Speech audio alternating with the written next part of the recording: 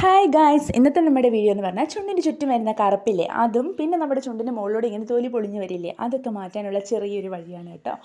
അപ്പോൾ നമുക്ക് നേരെ വീഡിയോയിലോട്ട് പോയാലോ. വീഡിയോ ഇഷ്ടപ്പെടാമെന്നുണ്ടെങ്കിൽ ഒന്ന് ലൈക്ക് ചെയ്യുക, ഷെയർ ചെയ്യുക, സബ്സ്ക്രൈബ് ചെയ്യുക. അപ്പം നമുക്കതിനായിട്ട് കുറച്ച് അരിപ്പൊടി എടുക്കുക. പിന്നെയെന്ന് പറഞ്ഞു കഴിഞ്ഞാൽ അതിനുള്ളിലോട്ട് കുറച്ച് നമ്മളെന്താ പറയുക ബ്രൂവും കുറച്ച് അലോവേറയുടെ ജെല്ലും കൂടി ഇട്ടിട്ട് കുറച്ച് കട്ട തൈരും കൂടി ഇട്ട് മിക്സ് ചെയ്യുക കേട്ടോ. നന്നായിട്ട് മിക്സ് ചെയ്തെടുത്തതിന് ശേഷം അത് മുഖത്ത് അങ്ങനെ തേക്കുക. നമ്മൾ ചുണ്ടിൻ്റെ ചുറ്റും വട്ടത്തിൽ അങ്ങനെ തേച്ചിട്ട് നമ്മൾ നന്നായിട്ട് ഇങ്ങനെ കൈവച്ചിട്ട് സ്ക്രബ് ചെയ്ത് കൊടുക്കുക കേട്ടോ. ഇതേപോലെ തേക്കുക.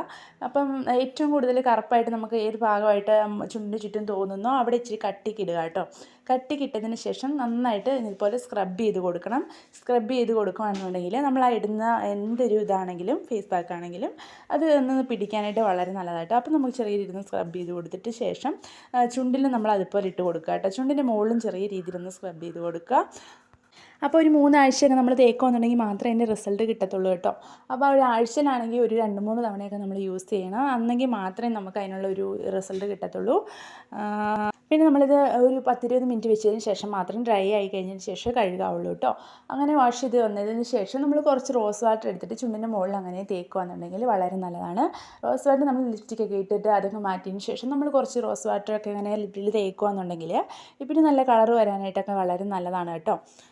അപ്പോൾ നമ്മുടെ ഇന്നത്തെ വീഡിയോ ഇത്രയേ ഉള്ളൂ കേട്ടോ. വീഡിയോ ഇഷ്ടപ്പെട്ടെന്ന് വിചാരിക്കുന്നു. ഇഷ്ടപ്പെടുകയാണെന്നുണ്ടെങ്കിൽ ഒന്ന് ലൈക്ക് ചെയ്യുക, ഷെയർ ചെയ്യുക, സബ്സ്ക്രൈബ് ചെയ്യുക. നമുക്ക് വീണ്ടും അടുത്ത വീഡിയോയിൽ കാണാം. ടാറ്റാ.